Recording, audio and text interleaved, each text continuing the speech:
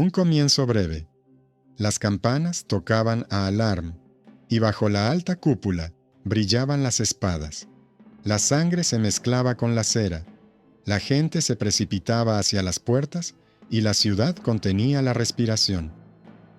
Hola a todos. Me alegro de que estén aquí. Díganme desde dónde ven este vídeo. Escríbanlo en los comentarios. Para mí es importante saber cómo han llegado a nuestras historias. Les deseo una agradable escucha. Florencia recibía el amanecer con el olor de la piedra húmeda y el pan caliente. En la tienda del copista, en la estrecha calle de Santa María del Fiore, un joven llamado Lauro afilaba la pluma y frotaba entre los dedos las migas secas para quitar el exceso de tinta. Su tío, el maestro Armano, guardaba en un armario tras una cortina los libros de cuentas de los comerciantes, las notas de los sacerdotes y los recibos de deuda de los nobles. Todos los amaneceres eran iguales aquí. Pedidos de encuadernación, peticiones cautelosas de copiar cartas, raras notas secretas con insinuaciones sobre asuntos que normalmente se hablan en la sombra. Lauro era considerado un aprendiz, pero tenía un don del que no le gustaba hablar. Veía rápidamente cómo estaba estructurada la letra ajena, adivinaba las omisiones y captaba los significados ocultos en el texto. A menudo, le parecía que las letras discutían entre sí y que esa discusión dejaba una huella notable. En aquellos días, la ciudad vivía al ritmo de dos ritmos. Uno era visible para todos: los mercados, la recaudación de impuestos, las interminables conversaciones junto a los pozos. El otro se sentía en las entrañas. Los nombres de los banqueros famosos resonaban en todas las casas. En las mesas se discutía sobre la generosidad de Lorenzo de Médici, sobre sus fiestas, sobre su mecenazgo de maestros y músicos. No todos estaban contentos. En los estrechos patios, algunos susurraban que el poder de la familia era demasiado fácil de ver y demasiado pesado en la práctica. Lauro, al reescribir otro pedido, notó una línea que no había sido solicitada. En la oración habitual había una palabra de más, imperceptible a simple vista, pero con un significado extrañamente inquietante. La marcó con un pequeño punto. La volvió a leer. En las palabras sobre la misericordia y el perdón, se escondía de repente un número que no tenía sentido en el conjunto de letras, pero que era una señal para quienes sabían. Esa palabra coincidía con la marca que ya había visto en invierno en otro papel, donde el comprador pedía que se reescribiera un inocente mensaje a su hermana. Entonces, la marca sobrante estaba en la palabra sobre la salud, ahora entre las líneas de la oración. Encontró 3 veces la misma marca débil. Le contó a su tío que había notado algo extraño. El tío respondió que el joven se fijaba demasiado en las letras y muy poco en los clientes, y que eso le hacía tener miedos infundados. Lauro asintió, pero por dentro no se tranquilizó. En el mismo barrio vivía una chica llamada Marcella. Cuidaba de su madre enferma y ayudaba en la tienda del campanero. La consideraban modesta y discreta, pero tenía un talento oculto, descifrando las campanas como si fueran notas musicales. Cuando sonaba un golpe, sabía quién había tirado de la cuerda y en qué estado se encontraba el corazón de esa persona. Le parecía que la ciudad hablaba con golpes y que, si se escuchaba con atención, se podía oír más de lo permitido. Los vecinos se reían, la llamaban rara, subestimada. Decían que solo servía para contar las campanadas. Pero ella no discutía. Limpiaba en silencio el latón, engrasaba el eje, comprobaba la lengüeta de la campana para que el sonido fuera limpio. En vísperas de la gran fiesta, se anunció al público en la catedral que los hermanos de la familia Medici estarían en el servicio. La ciudad cobró vida. Los carniceros discutían qué corte elegir para el banquete. Los artesanos limpiaban sus camisas para ir a la catedral sin desmerecer frente a sus vecinos. Lauro trajo un nuevo pergamino y por la mañana comenzó a encuadernar el libro de oraciones. Notó en los márgenes una letra minúscula, escrita de forma diferente a la del maestro que solía escribir para la catedral. La letra se parecía a una llave, como las que se utilizan para marcar lugares secretos en la contabilidad. Debajo había una fecha, 26 de abril de 1478, escrita con tal precisión que parecía que quien la había escrito tenía la mano sobre acero frío y no se permitía temblar. El día se alargaba. Llegó un mensajero a la tienda. Traía un paquete envuelto en tela gruesa y preguntó si el maestro Armano estaba allí. El mensajero dijo que lo enviaba a la casa de un noble mecenas y que en el paquete había una lista de donaciones para velas. Armano se distrajo y ordenó a Lauro que recibiera el paquete y lo firmara. El joven sintió un nudo en el estómago. Recordó la marca de más en las líneas de oración. Abrió con cuidado la tela y vio dentro no solo la lista de nombres, sino también un pequeño paquete de sellos de cera, firmemente pegados entre dos capas de tela. Había demasiada cera para hacer simples sellos. Presionó con cuidado el borde con la uña, y del interior salió un cuchillo estrecho, como si estuviera destinado a abrir sobres. En el mango había 2 hojas entrelazadas talladas. Lauro se quedó paralizado. Conocía ese símbolo.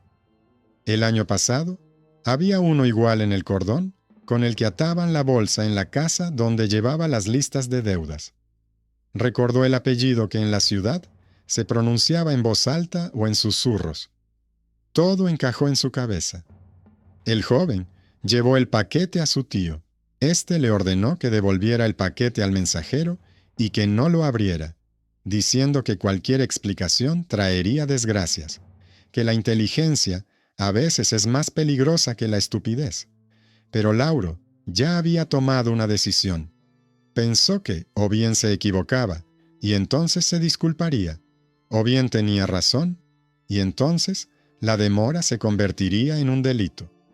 Llevó la hoja con los signos sobrantes a la casa del campanero, donde solía alojarse el ayudante mayor del gong de la ciudad. Allí se encontró con Marcella. Le contó lo que había observado. La joven lo escuchó. Ella dijo que por la mañana la lengua de la gran campana no sonaba como el metal habitual, sino como madera seca, como sucede cuando alguien presiona la cuerda contra el poste para que el golpe suene en otro momento. Eso podía significar una falsa señal preparada. Se miraron. Una nimiedad cotidiana, un trozo de cera y acero, unos trazos de más en las letras, una cuerda floja. Todo ello, en conjunto, presagiaba problemas. Llevaron las hojas a la casa del escriba mayor de la catedral, un hombre seco y severo. Este los escuchó y dijo que los jóvenes tienden a ver conspiraciones donde solo hay simple descuido, pero que, por si acaso, avisaría a un conocido cercano a la casa de los Medici. Ordenó mantener la calma, no difundir rumores, y él mismo envió al niño con una nota. El niño corrió por el patio y desapareció.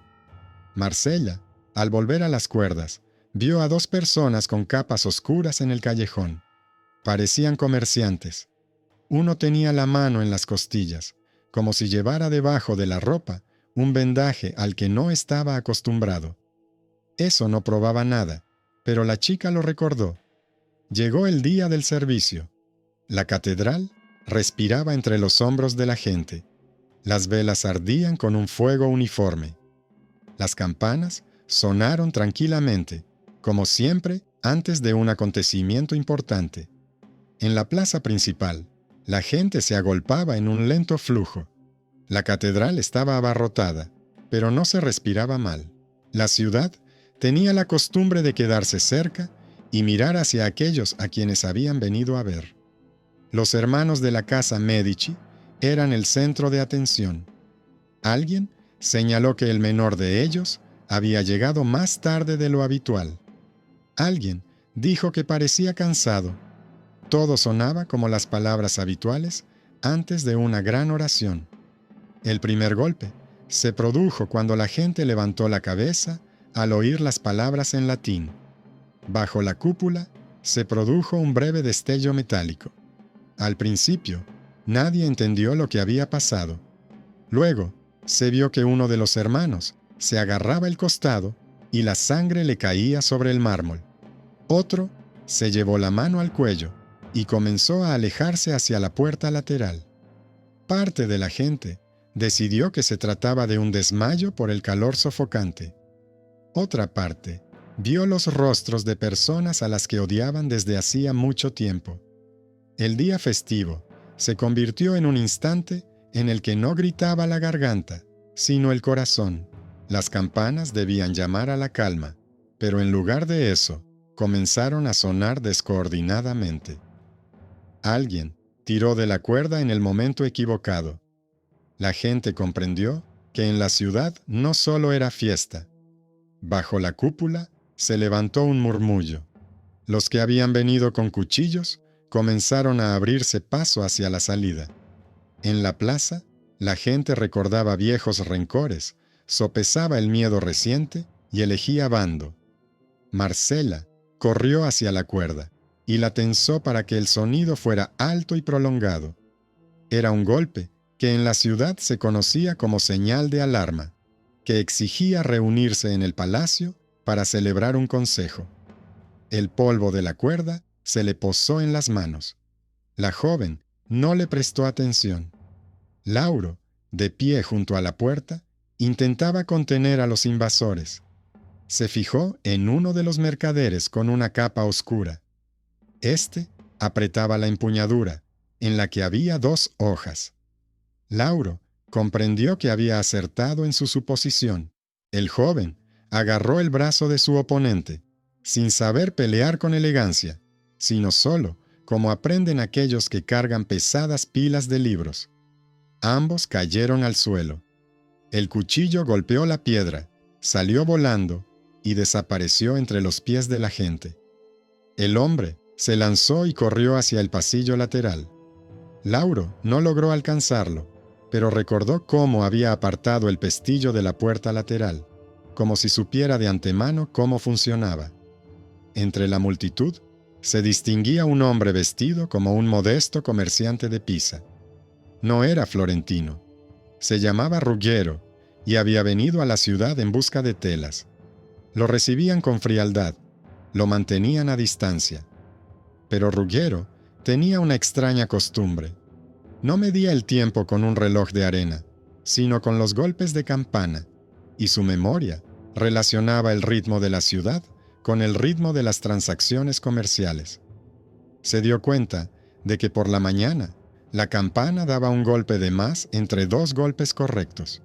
No era casualidad. Cuando comenzó el alboroto, corrió hacia el guardia del palacio y le dijo que en una de las calles laterales las caballerizas ya estaban preparadas y esperaban a las personas que salieran de la catedral por las puertas laterales. El guardia no discutió. Ya tenía suficiente con los gritos a su alrededor. Envió a 2 jóvenes guardias al lugar indicado. Llegaron un minuto antes de que los 3 fugitivos salieran corriendo. Al primero lo derribaron, al segundo lo empujaron contra la pared y el tercero empujó al niño y se lanzó directamente hacia la espada. Lo capturaron. Esta acción de Ruggiero fue una intervención inesperada. No tenía aquí ni amigos ni protectores. Se le respetaba poco, su nombre no significaba nada. Pero en ese momento, su perspicacia y determinación cambiaron el curso de los acontecimientos en un patio. Por la noche, la gente de la ciudad comentaba que un mercader extranjero había indicado el camino a los guardias. De repente, disminuyó el número de personas que antes lo trataban con fría cortesía. Le ofrecían pan y agua, y en el mercado le cedían el paso. Más adelante, La ciudad se convirtió en una ciudad en estado de alarma. La noticia de que un hermano estaba herido y el otro malherido, y huyendo, se extendió por las calles más rápido de lo que camina una persona. La casa junto al palacio comenzó a reunir gente. Las campanas dejaron de sonar confusas. Marcella las hizo sonar como debían, y su voz resonó firme y clara. El escribano mayor de la catedral trajo un cuaderno con una apariencia de tranquilidad en el rostro y se lo entregó a una persona cercana a la corte. Recordaba las hojas que le había mostrado Lauro, y ahora veía que las letras no eran un juego de una mente joven. En el libro había marcas que coincidían con la hora del servicio y los lugares donde debía levantarse el alboroto. Un día cualquiera, que había comenzado con un simple envío, se convirtió en un acto similar a un intenso suspense. La vida cotidiana se transformó en una amenaza. Todo lo que antes parecía insignificante, ahora encajaba en su lugar. La cuerda de la campana, el cuchillo en la cera, la marca en la palabra misericordia, el mercader extraño, la mirada ajena en la puerta lateral. Todo ello encajaba en un patrón. Las personas de la familia, que se consideraban iguales a cualquier autoridad, ahora se escondían y huían por los callejones por los que siempre habían caminado con orgullo. A mediodía, arrestaron a varios sospechosos cerca del palacio. Entre ellos, se encontraba un hombre conocido en la ciudad con un nombre falso. Su rostro le recordaba a Marcel a un vecino de la infancia que había desaparecido hacía muchos años tras una pelea en el molino. Más tarde, cuando lo interrogaron, se descubrió que era precisamente él quien una vez la había salvado de un perro enfurecido, pero que luego había huido de la ciudad tras verse envuelto en un asunto en el que se había derramado sangre. Ahora, había regresado para formar parte del plan de otra persona. Era un anillo familiar que nadie conocía. Era pariente lejano de Marcella por parte de madre. El vínculo había permanecido oculto, pero ahora, años después, había salido a la luz como un objeto pesado del fondo del mar. La joven lo vivió de una manera extraña, no como una sensación, sino como un golpe silencioso en el pecho. Un caso de la infancia, un acto de bondad, largos años de silencio. Y ahora, ese hombre se encontraba al otro lado. El parentesco oculto se convirtió en un factor decisivo en su elección. Al atardecer, quedó claro que la ciudad no se había dividido en dos. En las tiendas, donde siempre se discutía, esta vez la discusión fue más breve. La gente decía que no le gustaba la omnipotencia, pero odiaba la matanza en un lugar sagrado. No les gustaban las cuentas elevadas, pero aún menos les gustaban las dagas bajo la cúpula. Las multitudes comenzaron a reunirse en el palacio. Varios conspiradores intentaron levantar la voz y llamar al golpe, pero sus palabras sonaban huecas ante el telón de fondo de la sangre de la mañana. La noche trajo humedad y un fuerte olor a mechas. Por la ciudad arrastraban a personas cuyos rostros habían estado junto a los cuchillos durante el día. Algunos lograron escapar, pero no todos. En la pared del palacio se encendieron antorchas. Los golpes de campana se hicieron más espaciados y pesados. La ciudad no solo estaba pasando por una desgracia, sino por un punto de inflexión. Lo que había sido una tranquila discusión en las tiendas se convirtió en una elección consciente. La casa de los Medici reunió a sus partidarios, entre los que se encontraban no solo los nobles, sino también aquellos a quienes normalmente no se convocaba a las reuniones. Acudieron maestros, músicos, panaderos, copistas, campaneros. En sus rostros se reflejaba una mirada obstinada, sin orgullo, pero con claridad. Lauro, al regresar a su tienda, abrió el paquete envuelto en tela. Dentro, además del cuchillo, había 2 notas. Una Estaba escrita con letra ligera, como la de una persona acostumbrada a la correspondencia noble. La otra, con letra apresurada. La primera hablaba del siguiente paso, que a la mañana siguiente, después del servicio, había que hacer que en la ciudad se hablara de un juicio justo para las personas de la casa, que ya cansaban a todos. La segunda estaba dirigida directamente a los joyeros y describía la señal por la que los ejecutores se reconocerían entre sí. Lauro sintió una desagradable sequedad. Comprendió que ahora no solo tenía sospechas, sino pruebas directas. Las llevó al escriba mayor, y éste las entregó a la gente del palacio. Se convirtió en un hilo que, al tirar de él, permitía ver el tejido. Mientras tanto, Marsella siguió las cuerdas para asegurarse de que nadie pudiera distorsionar la señal. Subió al campanario antes del amanecer y comprobó los nudos. En la plataforma superior se encontró con un vigilante canoso. Él le dijo que la recordaba desde su infancia, cuando la traían aquí de la mano. Le contó que una vez un joven le había salvado la vida a la niña junto al molino y luego había desaparecido. Dijo que en aquel entonces hablaban de ese chico como de un granuja, pero que aquel día había sido un héroe. La joven comprendió que se trataba de la misma persona a la que habían traído ayer con las manos atadas. El parentesco oculto volvió a punzarla. La joven no justificaba la maldad, pero en ella se despertó el dolor de cómo una elección en la juventud puede conducir a otra en la madurez. Al amanecer del 27 de abril de 1478, se colocaron 2 postes envueltos en cuerdas en la plaza frente al palacio. La ciudad no era partidaria de los procesos lentos, sino que prefería las resoluciones rápidas. Pero antes de atar las cuerdas, la gente que se encontraba frente al palacio hizo algo que aquellos que habían acudido con cuchillos no esperaban. Comenzaron a leer en voz alta las notas traídas de la tienda del copista y a decir que aquellos que habían planeado la masacre en un lugar sagrado se habían cerrado el camino hacia el perdón. Las palabras sonaban secas, sin adornos. En la multitud se susurraba que no se trataba de venganza, sino de una respuesta al miedo. La gente vio no solo la sangre en el mármol, sino también el frío cálculo de las notas. Al músico apodado el violinista, al que consideraban un hombre vacío, propenso a difundir rumores, le pidieron que tocara marchas inquietantes. Hizo un gesto con la mano y la gente se sorprendió. No solo sabía tocar, sino que tenía un oído tan fino que podía dirigir a la multitud hacia el edificio del consejo sin gritar. Antes se le subestimaba, se le consideraba un bobo, pero hoy se había convertido en el que marcaba el ritmo de la ciudad.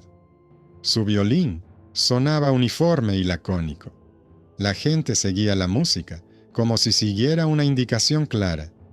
El subestimado se había convertido en un pilar, y la multitud, por primera vez en todo el día, se movía de forma ordenada.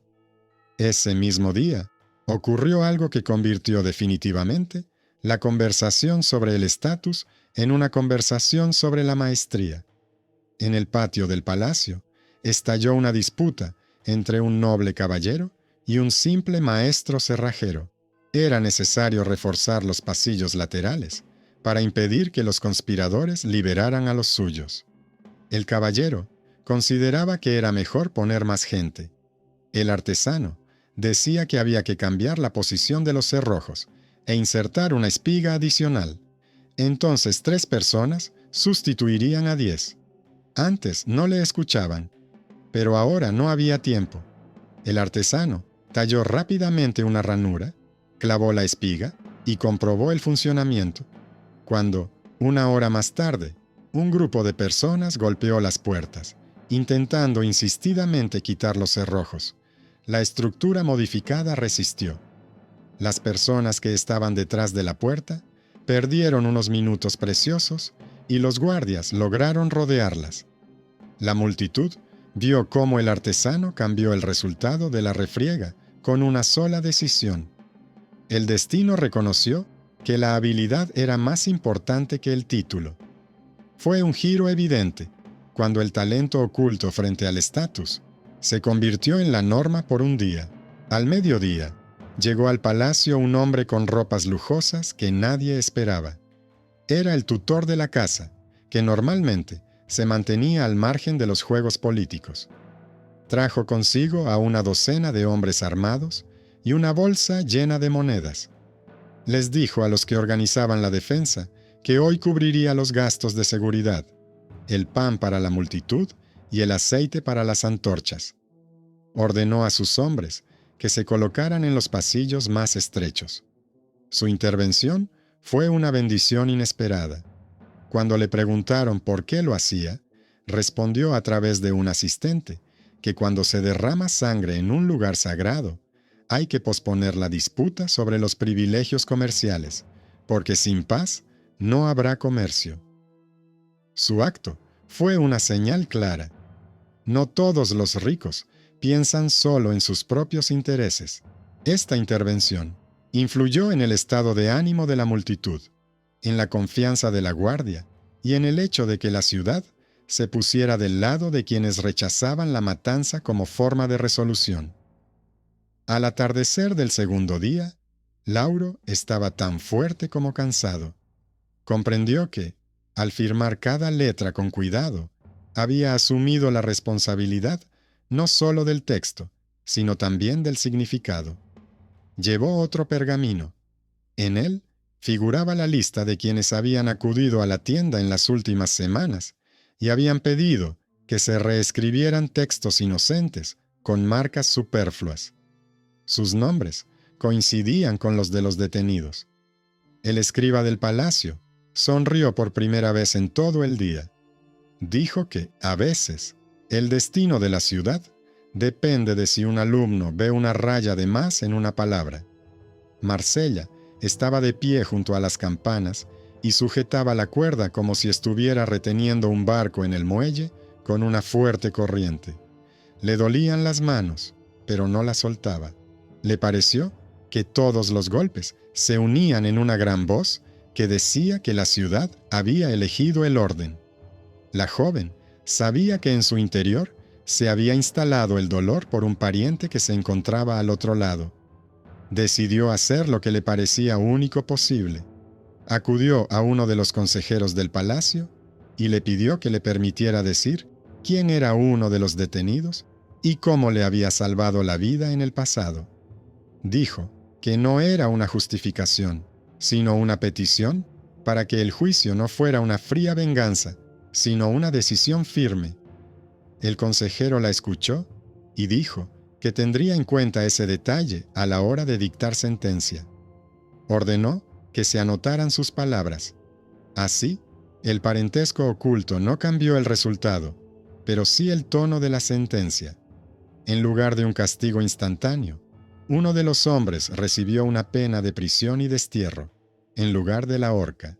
Parecía una pequeña victoria en un gran día, pero son precisamente estas pequeñas decisiones las que marcan la diferencia entre la ira ciega y el poder responsable. La ciudad vivió una noche más.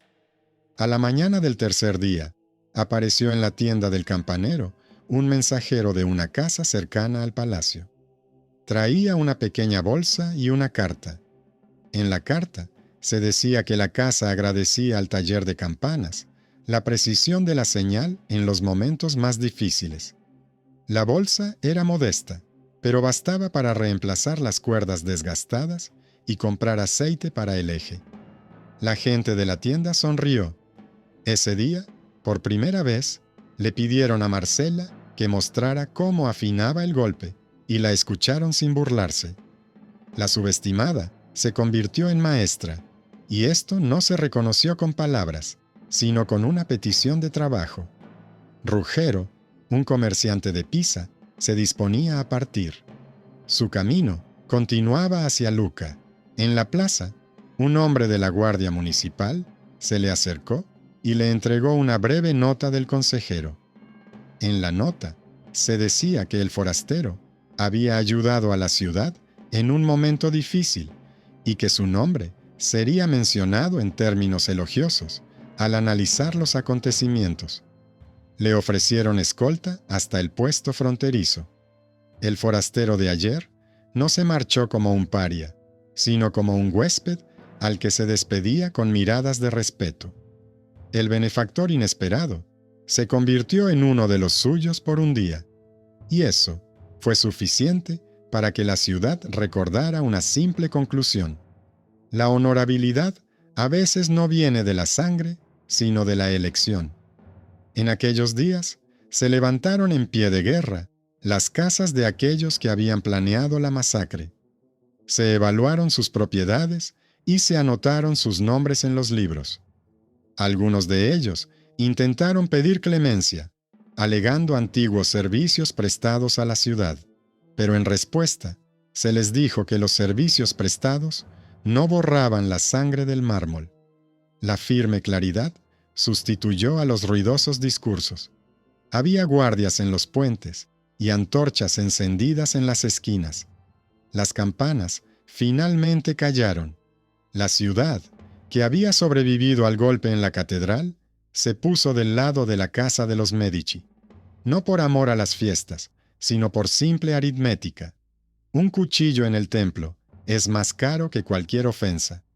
Para Lauro, esta historia terminó el día en que un hombre vestido con ropa oscura y pulcra entró en su tienda y dejó un nuevo encargo sobre la mesa. Era un encargo para escribir un libro en el que se describieran con precisión y sin adornos los acontecimientos de 3 días. El hombre dijo que la casa cercana al palacio quería que la historia se escribiera de forma seca, sin palabras superfluas, para que los que vinieran después supieran qué había decidido el resultado y qué había servido de lección.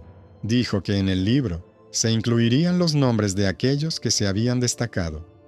Entre los nombres estaban los de Laura, Marcella, Ruggero y el maestro de cerraduras. Frente a cada nombre no debía haber una alabanza, sino una acción. ¿Quién hizo qué? ¿A qué hora y a qué condujo? Era una forma de memoria nueva para la ciudad, no ruidosa, sino práctica. El joven comprendió que su don de ver el detalle superfluo se había convertido en parte del trabajo común, como una espiga en una puerta, como una cuerda en una campana, como una nota entregada a tiempo en su destino. Marcella volvió a subir al campanario ese mismo día. Se quedó de pie, mirando la ciudad, y pensó que el sonido podía ser no solo una alarma, sino también la paz. Comprendía que el parentesco no justificaba el cuchillo, pero podía recordar al ser humano que había en el criminal y la medida del castigo. Sabía que ahora la miraban de otra manera, y no por la maravillosa historia, sino porque en el momento oportuno había hecho su trabajo con precisión. La ciudad volvió a la normalidad. En los mercados se volvieron a discutir los precios del pescado y la calidad de las telas. Pero la discusión se volvió un poco más tranquila. Por las tardes, junto al palacio, se podía escuchar el violín del violinista, ahora ya no inquietante, sino uniforme, como la punzada de una aguja en la tela cuando la costurera da la última puntada. Antes lo subestimaban, pero ahora le saludaban con la cabeza cuando pasaba. El maestro cerrajero recibió 2 nuevos encargos de casas ricas que antes no le habían prestado atención. El comerciante de Pisa se marchó y en las cartas que le enviaban le decían que si alguna vez volvía a Florencia, allí tenía amigos. En el libro que Lauro estaba copiando, la fecha era clara: 26 de abril de 1478, el día en que los cuchillos brillaron bajo la cúpula y las campanas hablaron con una voz ajena. El 27 fue el día en que la ciudad eligió bando. El 28, cuando el castigo se hizo evidente e implacable. Al final del libro, dejaron una línea en blanco para aquellos que quisieran añadir sus nombres a la lista de testigos. Lauro Pensó que los testigos no eran solo aquellos que habían visto la sangre, sino también aquellos que habían oído a tiempo el golpe de campana de más, habían notado la raya en la palabra, habían reforzado el cerrojo o habían dado un paso sin esperar agradecimiento. El final no se parecía a un cuento de hadas. Nadie se convirtió en grande solo porque así lo deseaba, pero cada uno tuvo una elección, y esa elección se convirtió en un desenlace común. En la ciudad, comprendieron que la justicia no llega por casualidad. Se recoge poco a poco, con la atención de un joven, la precisión de un golpe, la habilidad de un artesano, la decisión de un forastero que en el momento adecuado se convirtió en uno de los suyos, e incluso con el dolor de una chica que reconoció su parentesco sin quitarse la culpa. Así, un simple paquete en un lienzo, el olor a cera y el chirrido de la cuerda convirtieron el melodrama en un drama sobrio, con una clara descarga moral. Las campanas volvieron a sonar con regularidad, y cuando su sonido recorría las calles de piedra, no hablaba de miedo, sino de una ciudad que había encontrado su voz y la había conservado. Después de varios días tranquilos, la ciudad comenzó a respirar más profundamente, pero junto con eso, en el fondo, bajo esa respiración, se acumulaban los ecos de los asuntos que aún quedaban por resolver. En la tienda del copista olía a pegamento, cuero y ceniza caliente, con la que Lauro espolvoreaba los bordes para que el pegamento se fijara uniformemente. Pensaba no solo en el libro para la corte, sino también en que el patrón de marcas que había notado en las inocentes oraciones difícilmente era obra de una o dos personas. Recordó el otoño, cuando un modesto clérigo del monasterio de las afueras entró en la tienda, pidió que se copiaran las letanías y en cada segunda frase pidió un tipo especial de letra decorada. Entonces, Lauro se encogió de hombros e hizo lo que le pidieron, pero ahora comprendía que ese dibujo de las letras podía ser un primer intento de lo que había ocurrido en la catedral. Sacó del baúl un viejo cuaderno con muestras y encontró varias hojas con esos mismos arabescos. Se sintió incómodo. Le dijo a su tío que había que revisar todos los pedidos del año anterior. Su tío respondió que se podía confiar en la memoria del joven y que era mejor reunir los registros en una tabla coherente. Así lo hicieron. Anotaron los nombres, las fechas, dónde se había marcado, la extraña forma de decorar las letras y dónde no. El campo de la tabla se cubrió de líneas ordenadas, y en esas líneas se hizo evidente que después del invierno las marcas se volvían más frecuentes y 2 semanas antes del servicio alcanzaban su punto álgido. Por la tarde llegó a la tienda un joyero, conocido en la ciudad como maestro sellador. Dijo que lo habían llamado al palacio para resolver un asunto relacionado con varios anillos. Quería echar un vistazo al paquete con el cuchillo y la cera, del que ya se rumoreaba en todo el barrio. El tío negó con la cabeza, pero le mostró al maestro lo que no era secreto. El joyero miró las huellas en el papel y dijo que la forma de los sellos era extraña, como si no se hubieran hecho con la matriz de oro habitual, sino con un metal más blando, similar a una aleación de cobre, para que, en caso de fracaso, se pudieran fundir y destruir rápidamente. Era un signo de precipitación y miedo. El joyero añadió que una de las huellas se parecía sospechosamente al antiguo sello de una piadosa hermandad que se había disuelto hacía varios años tras una disputa con el ayuntamiento. Dijo que en el taller había una matriz rota que habían traído entonces para repararla y que se había negado a arreglarla porque tenía dudas sobre el cliente. El joyero accedió a llevar la matriz al palacio si se lo pedían por escrito. Ese mismo día ya caminaba junto a los guardias y su paquete con el hierro tintineaba como una pequeña campana. Un simple detalle sobre la aleación completó el cuadro y demostró que la preparación se había llevado a cabo con el objetivo de destruir las pruebas. Mientras tanto, Marsella seguía poniendo en orden las campanas. Comprobaba los nudos, engrasaba los ejes y enseñaba al chico aprendiz a sujetar la cuerda para que la mano no se desviara. El chico se llamaba Pietro y en el patio lo subestimaban. Lo consideraban inquieto, lento para contar, apto solo para acarrear cubos. En aquellos días estaba más callado de lo habitual, porque había visto a Marsella llorar por la noche al regresar del palacio, donde había pedido clemencia por uno de los detenidos. Quería ayudar en algo, y dijo que había notado algo extraño.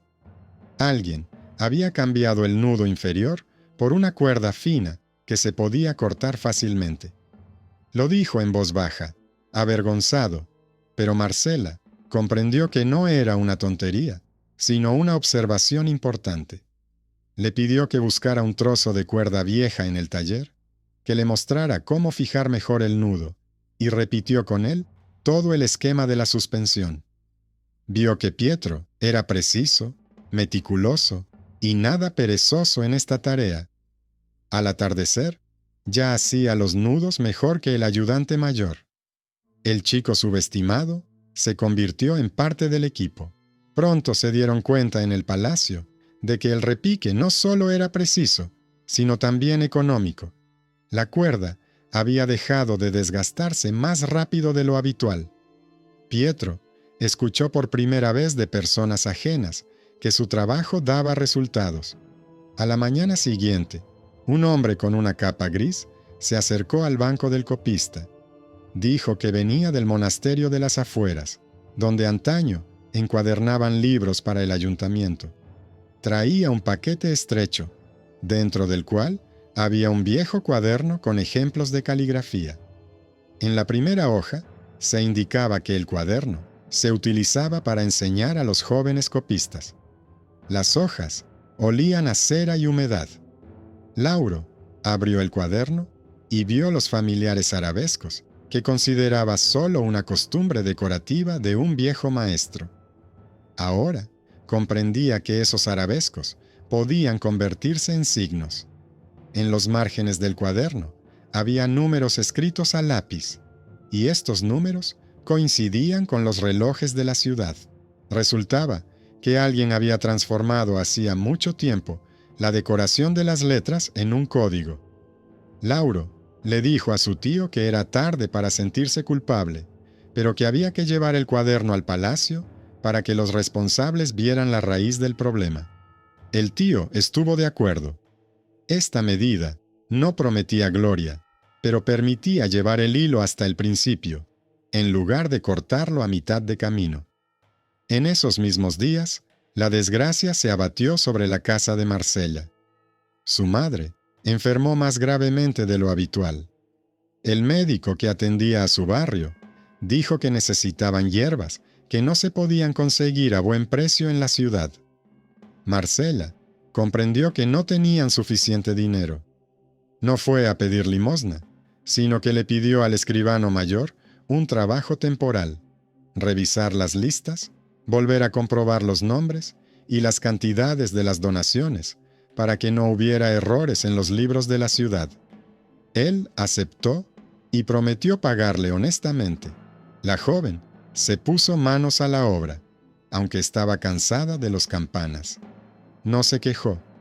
Esa misma noche, se le acercó en la tienda un médico judío, conocido en la ciudad por el mercado, que rara vez acudía a visitas en casas pobres. Le dijo que había oído hablar de su carrera nocturna entre la torre del campanario y el palacio, y que en días como esos, la ciudad debía pagar no solo con oro. Le ofreció hierbas de su bolsa y le explicó cómo prepararlas. Rechazó el dinero y solo le pidió que le dijera en una semana si le había servido de ayuda. Esta intervención fue un beneficio sencillo y significativo. Marcella no estaba acostumbrada a eso. No le gustaba aceptar regalos, pero lo aceptó porque sabía el valor del tiempo. Su madre se sintió mejor. En la ciudad se dijo en voz baja que en tiempos difíciles las puertas ajenas también pueden abrirse sin pedir nada a cambio. Y este detalle era importante para el sentido común general. Por la noche, en el palacio, se decidió qué hacer con aquellos cuyos nombres aparecían en las listas, pero cuya sangre no se había encontrado en el mármol. Algunos consejeros exigían dureza, otros decían que había que separar a los que lo habían planeado de los que se habían visto arrastrados. En la sala olía a lacre y humo. Lauro trajo su tabla y dijo a través del escriba que veía la secuencia de los pedidos y distinguía las marcas conscientes de los simples errores. Mostró las líneas en las que se veía que un joven sacerdote, primero, había pedido oraciones sin marcas innecesarias, luego, con marcas esporádicas, y en vísperas de la fiesta, con una densa red de marcas. Esto significaba que el hombre se había convertido en parte del juego, no por casualidad, sino paso a paso. Pidió que no se pusiera a todos en el mismo saco. Su petición fue escuchada. A la mañana siguiente, varias personas fueron enviadas a monasterios por largos periodos sin derecho a salir, y no a la horca. La multitud protestaba, y algunos exigían la misma medida para todos. Pero los consejeros explicaron a través de los heraldos que la ciudad no era fuerte por oprimir a todos por igual, sino por distinguir entre los distintos grados de responsabilidad. No fue una decisión fácil, pero estaba en consonancia con el objetivo general: restablecer el orden y evitar que el ajuste de cuentas se convirtiera en una revuelta por el hambre. Al tercer día después de estas decisiones, una mujer sencilla con una capa oscura entró en la tienda del copista. Dejó un paquete sobre la mesa y dijo que se lo había dado una vecina, pidiéndole que se lo entregara a quien trabajara con los libros del palacio. La mujer se marchó rápidamente sin decir su nombre. En el paquete había una fina funda de tela. Dentro había una pequeña figura de madera impregnada de algo graso. A primera vista, parecía un juguete infantil, pero cuando Lauro levantó la uña de la rendija, una aguja salió del vientre de la figura. Era un dispositivo oculto para envenenar, escondido en un objeto inocente. Junto a ella había una tira de tela con letras que parecían patrones domésticos. Un objeto cotidiano resultó ser una amenaza. Lauro no lo tocó más y llamó a la guardia. La guardia llegó rápidamente, tomó el objeto con cuidado, lo envolvió en una piel gruesa y se lo llevó. Por la noche, el heraldo informó de que no era una casualidad, que ya se habían encontrado objetos similares en ciudades donde alguien había intentado continuar lo que se había iniciado en la catedral. Esto conmocionó a la gente más que la visión de las antorchas. Resultó que el peligro podía venir en una bolsa de pan o en una nota atada a un hilo. Pero junto con ello, creció también la determinación. La gente empezó a prestar más atención a los detalles, a los sellos, a los nudos, a los regalos inesperados. El suspense volvió por un momento, pero ahora no era pánico, sino disciplina. Mientras tanto, el joyero proporcionó al palacio la matriz rota de la hermandad y señaló en qué se diferenciaba de los sellos de las notas confiscadas. Dijo que los nuevos sellos los habían hecho los aprendices y no los maestros, y que eso se notaba en la profundidad de la línea. Esto significaba que entre los conspiradores había alguien joven que tenía acceso a la herramienta, pero que no tenía la habilidad necesaria. Los nombres se redujeron. En este círculo se encontraba el hijo de un respetado hombre de negocios, que anteriormente había hecho muchas donaciones a ese mismo monasterio. El padre era honesto, el hijo impulsivo. La familia acudió al palacio y el padre dijo a través de un intermediario que estaba dispuesto a cubrir los gastos de los trabajos comunitarios si a su hijo se le daba la oportunidad de trabajar en los talleres de ladrillos en lugar de en cadenas. Reconoció la culpa de su hijo y pidió la oportunidad de enmendarla. El consejo aceptó la medida con restricciones. Esta decisión demostró a la ciudad que el dinero no compra el perdón, pero puede convertirse en un instrumento para hacer el bien si el propietario está dispuesto a reconocer el dolor ajeno y su parte de responsabilidad. En verano, cuando el calor era sofocante y el mármol de la catedral conservaba el calor hasta la noche, Marsella subió al campanario con Pietro. Le dijo que quería establecer un nuevo orden. En lugar de una sola persona, habría 2 personas encargadas de las cuerdas en los días clave, y las señales se grabarían de antemano en una tabla de cera. Le enseñó a marcar cada golpe con una línea corta para luego compararlos. Antes se consideraba un exceso. Ahora se había convertido en la norma. Pietro tomaba notas, con la lengua fuera por el esfuerzo, pero la mano firme. Al pie del campanario había un hombre con una capa que miraba hacia arriba. Era de una casa famosa por sus juicios y disputas. Más tarde, se acercó a Marsella y le dijo que quería ofrecerle un puesto en la señalización de la ciudad, y a Pietro, formación con uno de los maestros. Añadió que la ciudad rara vez agradecía a tiempo, pero que esta vez no quería llegar tarde. Marsella aceptó no por la fama, sino porque comprendía la responsabilidad. Pietro estaba radiante. El niño de ayer se convertía en un aprendiz con futuro. Mientras tanto, Lauro encontró en su baúl un viejo papel que le habían dejado en invierno. En el papel solo había unas pocas palabras, y él las asoció con una simple petición de encuadernación. Pero ahora las leyó de otra manera. Las palabras estaban dispuestas de tal manera que las primeras letras de cada línea formaban el nombre de una persona que luego apareció en la lista de organizadores de una antigua hermandad. Era una pista temprana. Sintió lo extraño que era haberla pasado por alto y comprendió el valor de la experiencia. Le dijo a su tío que nunca más volvería a considerar las letras como figuras vacías.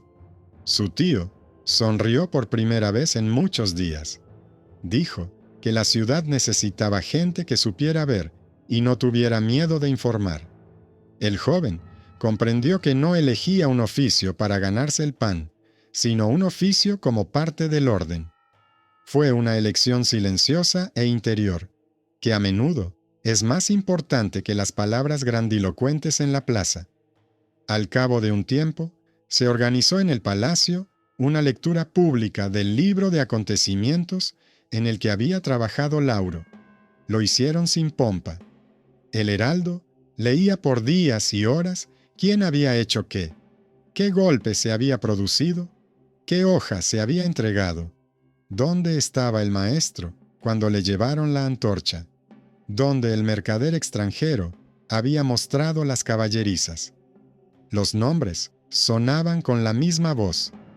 No se exaltaba a nadie, ni se difamaba a nadie, más allá de lo razonable. Cuando llegaron al punto en el que aparecían los lazos familiares de Marcela, el heraldo habló con cautela, sin exacerbar a la multitud. No ocultó el hecho, pero subrayó que fue precisamente el reconocimiento del parentesco y la petición de moderación lo que cambió el tono del castigo. La gente de la multitud asintió en silencio. Para ellos, no se trataba de una igualdad vacía, sino de una decisión concreta que entrañaba un riesgo. Esta lectura se convirtió en una catarsis sin estridentes estatuas. Enderezó los hombros de quienes habían cumplido con su parte y obligó a bajar la mirada a quienes antes habían sido los más ruidosos, pero que en los momentos difíciles habían desaparecido.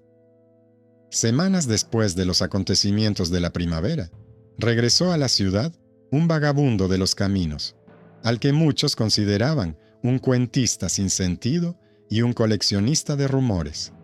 Se llamaba Fabio, y antes se ganaba la vida cantando canciones alegres en las esquinas. La gente se había acostumbrado a sus bromas y no lo tomaba en serio. Ahora se acercó al guardia del puente y le dijo que, por el camino, había oído una conversación entre dos personas que querían llevar a la ciudad cuchillos afilados escondidos en barriles de pescado. Le indicó el lugar junto al río, donde debían descargar la mercancía en un carro. El guardia no le creyó de inmediato, pero decidió comprobarlo, porque después del incidente con la aguja, la ciudad se había vuelto más cautelosa. Al amanecer, la guardia encontró el carro, los barriles y en uno de ellos, finas espadas envueltas en escamas de pescado. Fabio no era un hombre vacío. En la plaza, dijeron que había dejado de ser un bufón y se había convertido en alguien que había asumido el riesgo y no había querido aceptar dinero por la denuncia. Le dieron un simple certificado que le daba derecho a actuar en ferias sin pagar impuestos en el futuro. Era una nimiedad, pero denotaba respeto. El subestimado volvió a ser un pilar, y no fue una casualidad, sino una ley de estos meses. En otoño, cuando el aire se volvió más seco, un hombre de la misma casa que antes traía monedas para la guardia, vino a ver a Marcella. Dijo que la casa ahora se haría cargo de la reparación de la escalera del campanario y del pago de las nuevas poleas. No pidió respuesta. Dijo que en los días difíciles no son las murallas las que sostienen la ciudad, sino las personas, y que hay que facilitarles el trabajo. Marcella escuchaba y pensaba en cosas sencillas, en nudos, en lubricantes, en placas con marcas. Comprendía que un ascenso cómodo al campanario no era más insignificante que una espiga en la puerta. Las pequeñas cosas garantizan el orden tanto como las grandes decisiones. Ella le dio las gracias y le pidió al maestro que le enviara madera sin grietas. Se la trajeron. La torre del campanario se recuperó más fácilmente. A finales de año, apareció en la tienda del copista un anciano vestido con ropa sencilla y gris. Dijo que en otro tiempo había enseñado a los jóvenes copistas a escribir letras decoradas, sin sospechar que alguien las convertiría en signos. Había oído que una persona había muerto a causa de esas letras y quería pedir perdón a la ciudad. No esperó respuesta. Dejó sobre la mesa una regla fina con la que alineaba los márgenes y pidió que los jóvenes dejaran de adornar las oraciones con elementos superfluos. Lauro no lo culpó. Le dijo a través de su tío que el problema no eran las letras, sino quienes les habían dado otro significado. El anciano se marchó con paso ligero y cansado. No había patetismo en esta escena. Era simplemente un nudo humano, donde la culpa y la inocencia no se rompían por la mitad, sino que yacían una junto a la otra. En invierno, cuando la ciudad cerraba las persianas por la noche, trajeron otro cuaderno al palacio. En él había una carta de un hombre que antes trabajaba en el taller con los sellos. Escribió que había huido a las montañas, pero que su conciencia no le dejaba en paz, y quería decir dónde estaban escondidos los restos de las matrices y a quién le habían dado el lacre. Describió la casa en las afueras, el granero con doble fondo, el escalón torcido en la entrada, en el que solo tropezaba quien vivía allí. Los guardias encontraron el granero y el doble fondo. Abajo yacían los restos de los sellos y trozos de metal blando. Esto cerró uno de los círculos del caso. La carta, traída en invierno, fue el punto final en el cuadro de los días de primavera. Con el paso de los meses, se hicieron visibles los lentos frutos de las decisiones tomadas entonces. El maestro cerrajero obtuvo el derecho de enseñar su oficio a 3 niños de la calle, en el taller situado a las puertas de la ciudad. Dijo que no se trataba de caridad, sino de un negocio rentable. El maestro necesitaba manos y la ciudad necesitaba gente que supiera reforzar las puertas. Uno de los chicos resultó ser sorprendentemente preciso y al cabo de un año ya fabricaba él mismo espigas. Este fue otro ejemplo de cómo el talento oculto, una vez descubierto, devuelve la solidez a la ciudad donde antes solo había vacío. Ruggiero envió una carta desde Lucca. Escribió que todo iba bien, que el comercio de telas iba viento en popa y que guardaba el recuerdo de cómo, en Florencia, dos jóvenes, entre campanas y libros, hicieron lo que cualquier persona honesta debía hacer. Pidió que se transmitiera el mensaje de que, si alguna vez la ciudad volvía a encontrarse en una situación difícil, él acudiría con gente y dinero, sin preguntar quién pagaba. El heraldo leyó la carta en la plaza, entre dos noticias sobre el precio del grano y la reparación de la muralla de la ciudad. La gente asintió. No lo interpretaron como una fanfarronada, sino como una lealtad sincera. Y en la casa de Marsella, una noche se reunió un pequeño grupo. Pietro, el escribano mayor, el tío Armano, el maestro cerrajero. Comieron una sopa sencilla y pan negro. La conversación no versaba sobre la fama, sino sobre el trabajo.